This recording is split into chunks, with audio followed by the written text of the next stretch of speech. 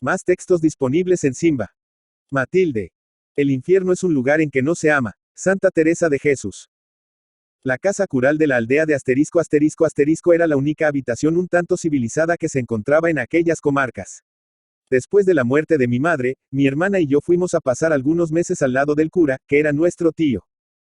Una noche se presentó un viajero suplicando que le diesen hospitalidad a él y a su señora que había enfermado repentinamente en el camino.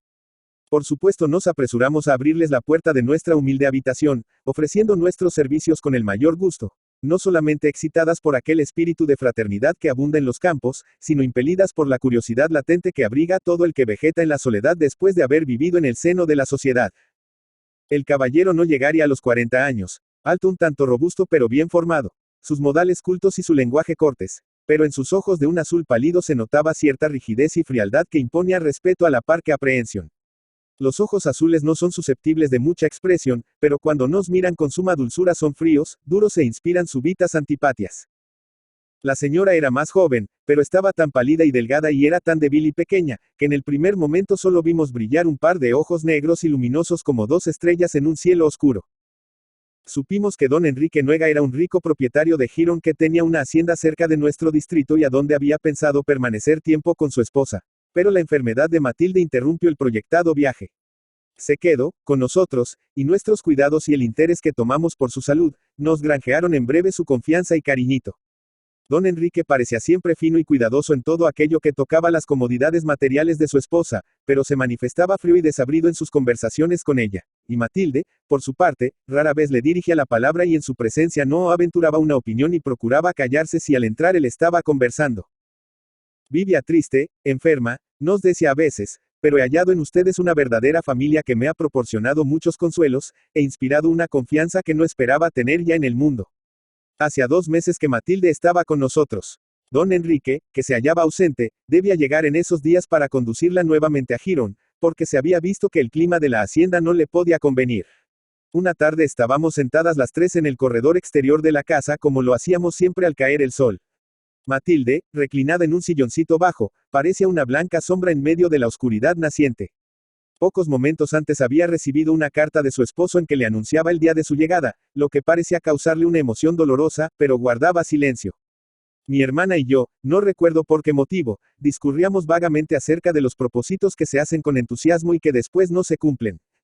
Los propósitos rara vez se cumplen, dijo de repente Matilde mezclándose en la conversación, lo sé por experiencia. Y con pesar lo dice, contesté riéndome.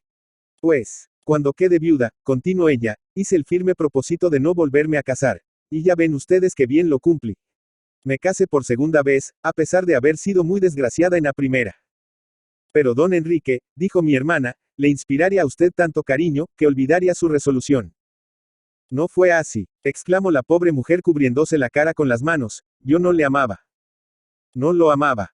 No, prosiguió con acento agitado, no, si mi mano temblaba en la suya. Si su mirada me hacía bajar los ojos y si me conmovía su voz, no era de amor.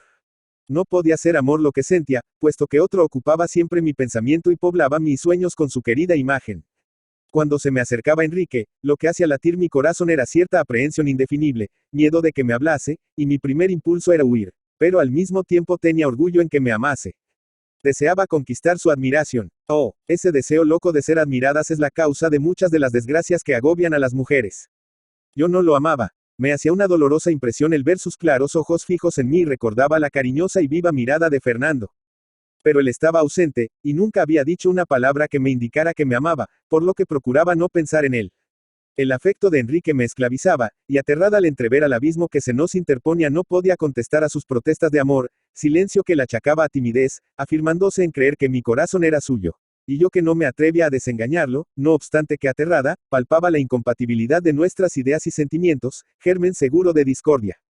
Recordaba entonces las largas conversaciones que teníamos Fernando y yo. Enrique tiene un carácter retraído y habla con dificultad, mientras que el otro tenía el don de la palabra, cualidad más rara de lo que se cree, y sus pensamientos siempre elevados y palabras escogidas me llenaban de encanto. Y con todo esto la pasión de Enrique me arrastraba, me llevaba con los ojos abiertos hacia una vía sin salida. Oh, Triste vanidad, por gozar de la estéril satisfacción de verme adorada por Enrique, permite a que él creyese que le correspondía, mientras que todas las potencias de mi alma, las más bellas aspiraciones de mi corazón se hallaban concentradas en la dulce memoria del ausente. Qué misterio, qué magnetismo oculto era aquel que me impelía hacia Enrique. No sé, su carácter me era antipático y a su lado me sentía indiferente y fría. Cuando me casé la primera vez, también me había visto arrastrada por un amor que no podía corresponder. Pero entonces era tan niña que mi inexperiencia me disculpaba.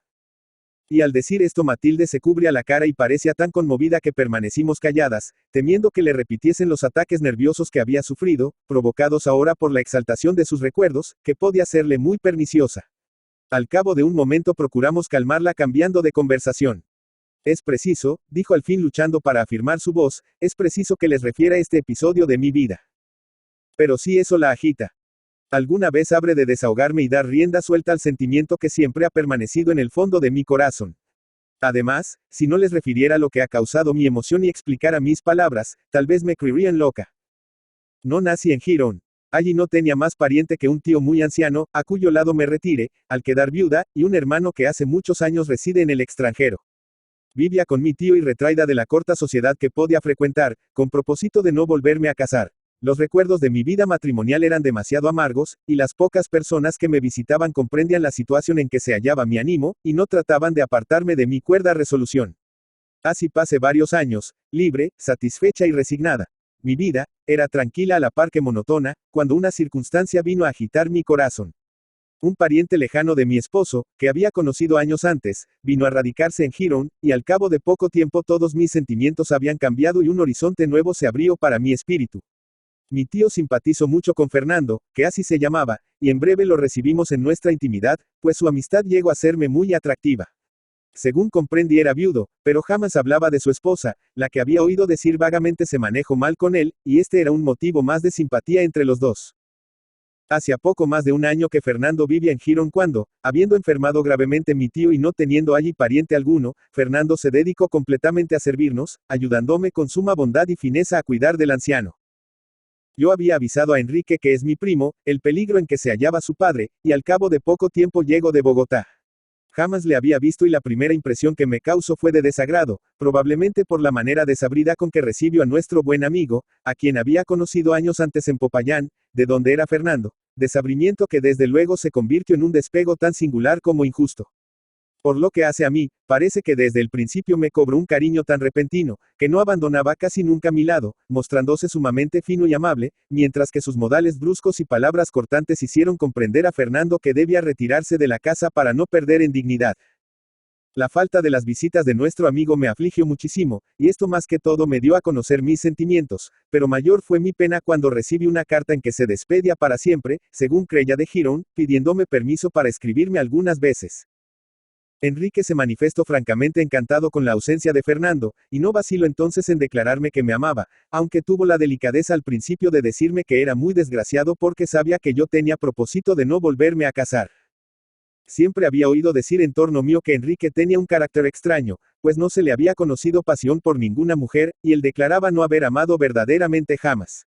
La idea de haberlo fijado me enorgullecía y halagaba la vanidad. Al mismo tiempo creí que lo que me decía era la verdad y que efectivamente estaba en mi poder hacer feliz o desgraciado a aquel hombre, y creyendo mostrarme compasiva no más le permití alimentar esperanzas que no tenía la intención de dejar realizar. Fernando había vuelto a Popayán, y de allí las comunicaciones con las provincias del norte son tardías y difíciles, de modo que nuestra correspondencia se hizo lenta e irregular, pasándose mucho tiempo algunas veces antes de recibir carta de Fernando, lo que me causaba mucha pena e inquietud. Mientras eso el afecto de Enrique se hacía cada día más exigente y yo tenía que sufrir mucho de sus celos injustos y su genio violento que me causaba mil disgustos. Pero mi vanidad se encontraba lisonjeada y permitía que me dijese que yo era todo su porvenir, su esperanza y consuelo. Mi vida antes tan tranquila se había trocado en afanosa y sobresaltada, faltándome el valor para emanciparme de una dominación, que se me imponía y me hacía desde luego desgraciada. Al cabo de algunos meses recibí una carta de Fernando que me causó una impresión tal que decidió de mi suerte.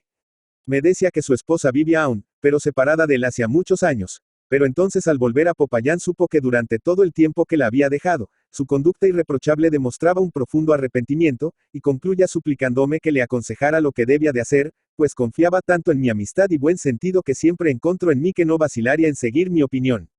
No debería yo, me decía, unirme otra vez a mi esposa, y cumplir así un deber aunque no podré nunca amarla ya. Al leer esa frase el corazón se me partía y dejé caer la carta mientras el llanto más amargo humedeció mis mejillas. Hice un esfuerzo supremo para vencer un dolor indebido y serenarme. Le contesté inmediatamente, con aparente libertad de ánimo, alabando sus sentimientos como muy nobles y animándoles a seguir los impulsos de su corazón, puesto que su esposa había reconquistado su estimación y él le debía, si no amor al menos protección. Mi mano temblaba y se me nublaban los ojos, pero en mis frases nadie hubiera conocido el esfuerzo que hacía. Le agradecía, muy de veras que hubiese pensado en mí para pedirme un consejo como aquel, lo que probaba la buena opinión que tenía de mí. Acababa de enviar la contestación cuando tuvo la idea de que aquel consejo que me pedía era un ardid de que se había valido para hacerme comprender su situación, porque había leído los sentimientos que abrigaba en lo más íntimo de mi corazón. Sentí al pensar así, que se me encendían las mejillas de vergüenza, y esa noche, en un rapto de orgullo, para demostrarle que jamás lo había preferido, ofrecí a Enrique que sería su esposa. Fernando me escribía que debía ir pronto a Girón para arreglar un negocio allí pendiente, y queriendo poner una barrera más entre los dos prometí a mi primo que nos casábamos lo más pronto posible. Nuestro comprometimiento debería ser un secreto entre los dos hasta que se arreglaran ciertas formalidades que era preciso allanar antes de nuestro matrimonio, y que obligaron a Enrique a emprender viaje a Bogotá. Cuando me encontré sola otra vez con mi tío sentí un alivio grande, libre de aquella imperiosa voluntad que me dominaba, y al mismo tiempo comprendí el ningún cariño que le tenía, pues no podía separar de mi memoria otra imagen verdaderamente querida. Es imposible arrancar en un día el afecto que se ha arraigado hasta en las más recónditas fibras del corazón, que hace parte de todos nuestros pensamientos y vive con nuestra vida. Antes de que partiese Enrique había intentado hacerle saber la correspondencia tan sencilla y verdaderamente amistosa que sostenía con Fernando, pero no me atreví al recordar la extraña antipatía que siempre le había manifestado, y me hacía temblar su genio violento y desconfiado. No tenía una amiga a quien hablarle en confianza, pues mi carácter tímido y retraído no me había permitido formar una sola amistad íntima. El matrimonio me aterraba, y por momentos deseaba morir más bien que ser la esposa de Enrique. En esos días una carta de Fernando hubiera sido para mí como la gota de rocío para la flor que se marchita, como un repentino apoyo para el que va a caer. Pero ninguna recibí entonces. Era presa de esas luchas cuando volvió mi primo y después de oír nuevamente sus protestas de afecto no pude tener la suficiente resolución para hablarle claramente. Se fijó el día del matrimonio, se dio parte a mi tío y a sus amigos más íntimos. Me fueron a felicitar y Enrique parecía muy contento y mi tío encantado. Ya no había remedio. Mi deber me impone a destruir hasta la última memoria de Fernando. Me encerré en mi cuarto y fui sacando una a una las cartas que me había escrito y los recuerdos que de él tenía y fui quemándolo todo. Cuando concluí, miro con honda tristeza aquellas cenizas que era lo único que me quedaba de la época más feliz de mi vida. Ceniza aquella amistad tan pura y elevada, tan grande y verdadera, mi sola dicha en el mundo, mi único consuelo. Ceniza las dulces esperanzas de días mejores, ceniza sus nobles expresiones, sus bellos sentimientos. Mi corazón también parece haberse convertido en ceniza. La luz de la aurora entraba ya por mi ventana cuando recogí las cenizas dispersas por el cuarto y las arrojé al jardín. No debía quedar ni señal de lo que acabo para siempre. Las mujeres somos débiles y naturalmente cobarde de espíritu, inclinándonos ante una voluntad que se nos impone con energía. Así no me fue posible luchar contra el amor de Enrique tan seguro de sí mismo. A medida que se acercaba el día del matrimonio me sentía llena de una agitación febril que por momentos me sacaba de juicio, parecíame ver a Fernando en todas partes, y oía su voz repitiendo las expresiones y frases que me decía en otro tiempo y que olvidadas, ahora renacían en mi memoria. Por fin llegó el día tan temido, pero cosa rara, sentí de repente mi corazón tranquilizarse y mi espíritu serenarse ante la irrevocable decisión de mi suerte, en la cual ya no cabía mudanza posible. Diciendo esto Matilde exhaló un profundo suspiro y calló. La luna, que había estado oculta tras de los árboles del cercano bosque, se presentó de repente ofuscándonos casi con repentina claridad e inundando de luz el espacio abierto que llamábamos plaza de nuestra aldea. Matilde levantó los ojos que había tenido fijos en el suelo y poniéndolos en la luna con expresión meditabunda continuó su narración. Las primeras semanas de matrimonio las pasé haciendo lo posible para descubrir en Enrique cualidades que me lo hicieran estimar, y creo que al fin hubiera podido olvidar suficientemente. Lo pasado para estar contenta con lo presente, cariñosos mimos y cuidados, manifestándose en extremo tierno y amable conmigo, pero esto tuvo un pronto término, en parte por culpa mía. Era un deber de amistad comunicar a Fernando mi matrimonio, pero fui difiriendo este acto de cortesía común, y después encontraba muchas dificultades para llevarlo a cabo.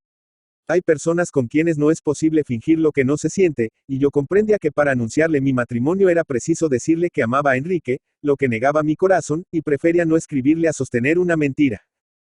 Hacía como un mes que me había casado cuando, estando una tarde sola en mi pieza, me trajeron una carta de Fernando. Al recibirla sentí una vivísima emoción y como un presentimiento de desgracia. Traía fecha bastante atrasada, escrita en Bogotá, tenía un estilo extraño y carecía de firma. Me decía que los diseres públicos le habían hecho saber que yo pensaba casarme muy pronto con Enrique.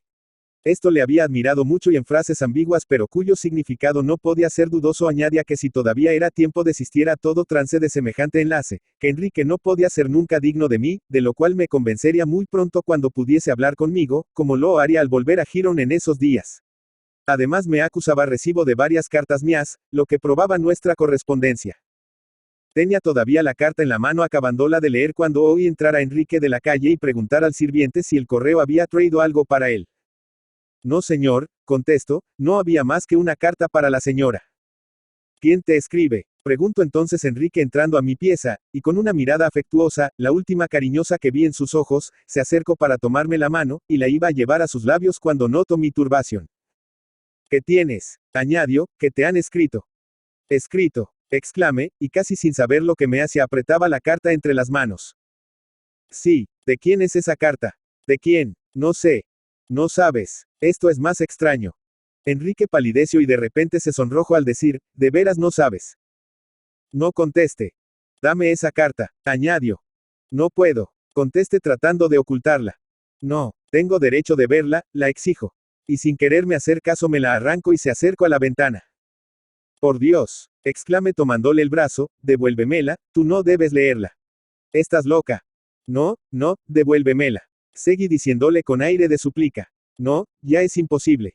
Sí me amas. Tus súplicas mismas me obligan a leer esto, contesto apartándome con aire imperioso y sin dejar de mirar la carta abierta que temblaba en sus manos.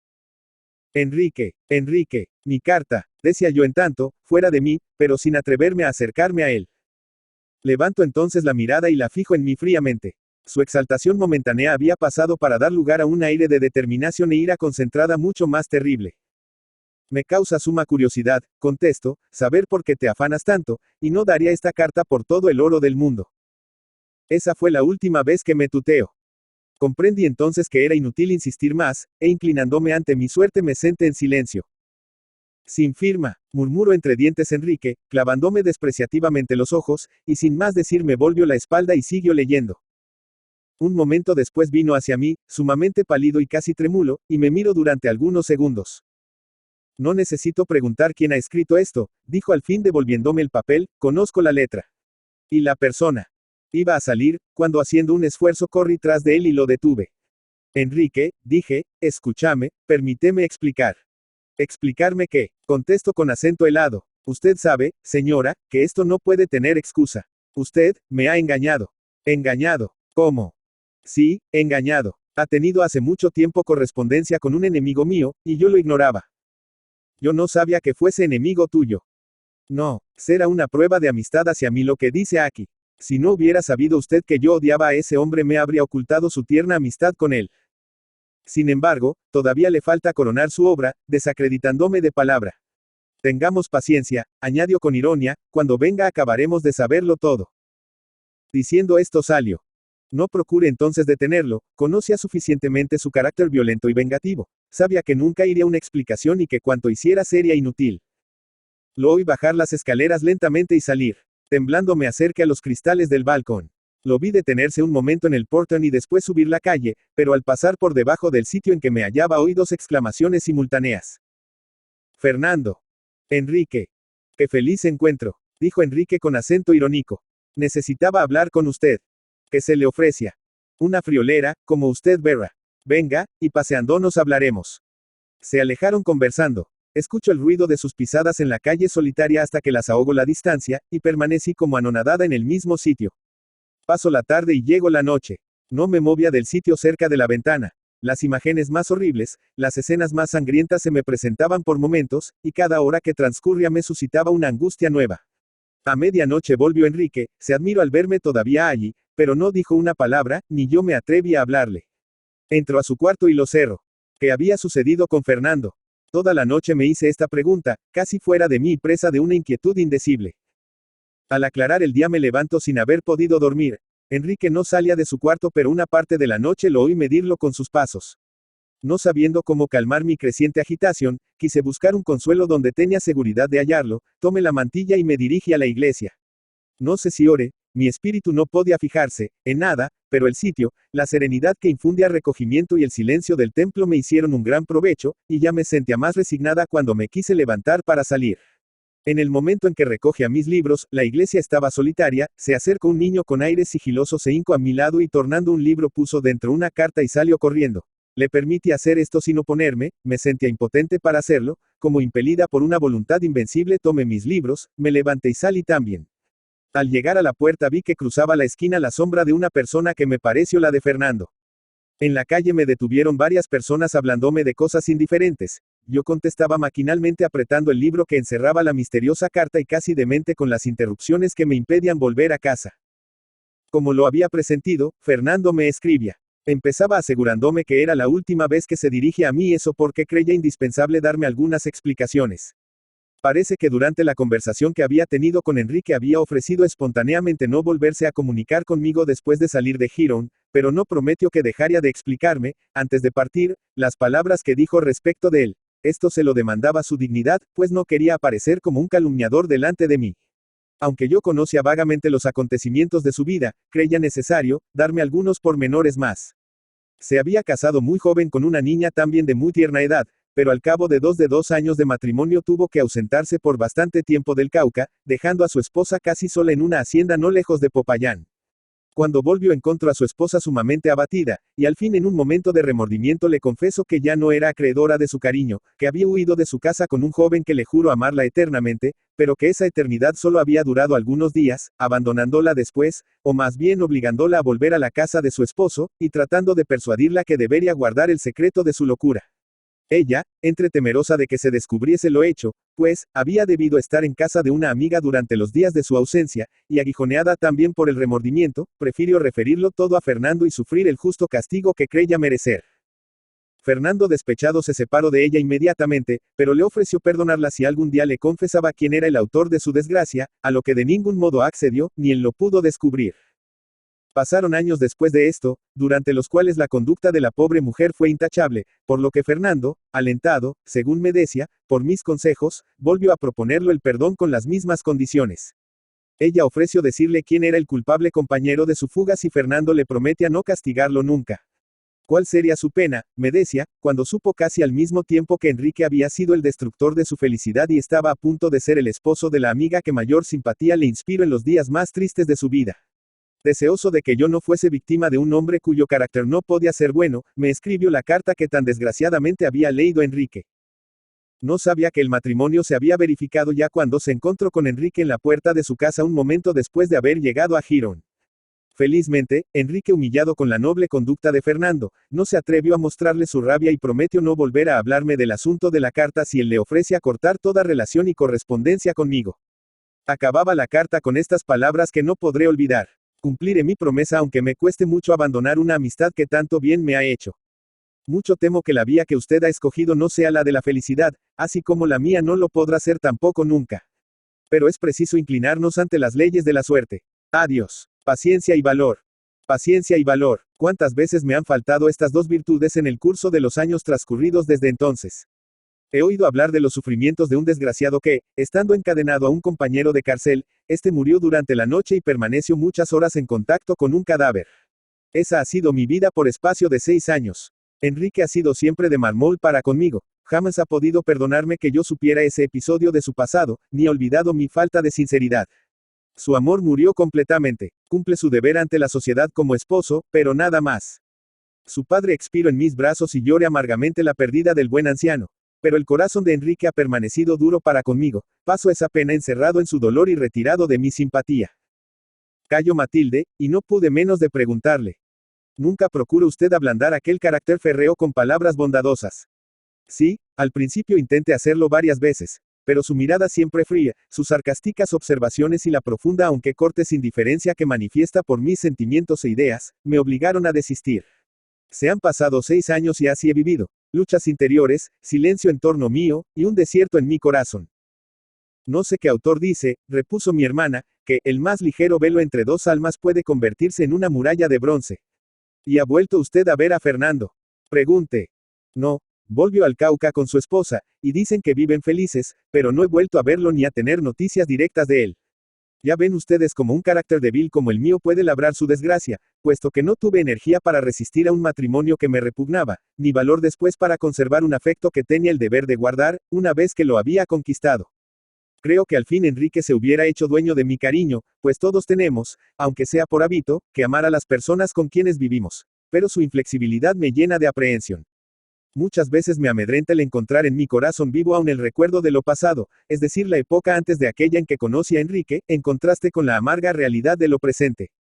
Si pudiera olvidarlo alguna vez sería más feliz, y acaso conseguiría una existencia tranquila. El recuerdo es tan triste. No todo recuerdo es triste, observe, puesto que algunos en vez de causar pena suavizan el espíritu y consuelan el corazón lastimado por lo presente. El recuerdo es siempre cruel, contesto con voz grave, si es de dicha no se entristece porque jamás volverá, si es de pena, porque la volvemos a padecer en la imaginación. Me inclino a creer lo contrario, dijo mi hermana, pues la memoria es una fuente de goces inapreciables. Sean dulces o amargos, tristes o alegres, los recuerdos se hallan en el fondo de toda alma sensible. Ellos nos deleitan renovando las escenas de nuestra vida, con ellos se olvidan las penas presentes. De manera que, bien considerado todo, la ficción mitológica del río Leteo es una de las creaciones más paganas que nos ha legado la antigüedad. No, interrumpió Matilde, la vida es un tejido de penas, y se pudieran dar las poquísimas dichas que encierra para tener la fortuna de olvidar el resto. Usted no lo cree así, repuse, ¿quién querría olvidar completamente su vida pasada? La memoria de nuestros pesares mismos nos consuela, da esperanza y nos hace desear lo por venir. Aunque el espíritu, es decir, las ideas, cambian radicalmente a medida que van pasando los años, y al cabo de algún tiempo nuestras opiniones son distintas, no sucede lo mismo con el corazón, cuyo modo de sentir no varía por más que se transformen las ideas. Lo que nos lo demuestra es ese indeliberado apego que tenemos a la recordación de las cosas pasadas en que fuimos actores. Esto me hace pensar, añadió mi hermana, en un episodio de la vida de una mujer, que si no interesa por lo dramático, de que carece, debe interesar como comprobación de esta verdad, que un recuerdo, aunque vago, puede ser benéfico, y es a veces más duradero y firme de lo que generalmente se cree. ¿Pudiera usted referirnoslo? Preguntó Matilde. Loger gustosa. Bien que, repito, no se trata de una anécdota dramática, sino de acontecimientos comunes, que tal vez me interesaron por la manera en que los oí referir. Pido plazo hasta mañana para ordenar mis ideas a fin de hacer la narración lo menos causada posible. Soledad Acosta de Samper. Soledad Acosta de Samper, Bogotá, 5 de mayo de 1833, y Videm, 17 de marzo de 1913, fue una de las escritoras más prolíficas del siglo XIX en Colombia. En sus labores como novelista, cuentista, periodista, historiadora y editora, escribió 21 novelas, 48 cuentos, 4 obras de teatro, 43 estudios sociales y literarios, y 21 tratados de historia. Fundó y dirigió 5 periódicos, además hizo numerosas traducciones. Soledad Acosta publicó junto a algunas de sus contemporáneas como las poetas Agripina Samper de Ancisar y Silveria Espinosa de Rendón. Sin embargo, Acosta no solo incursionó en literatura sino también en campos propios de los varones de su época. Dedicó numerosos estudios sociales al tema de las mujeres y su papel en la sociedad, por lo que es considerada una pionera del feminismo.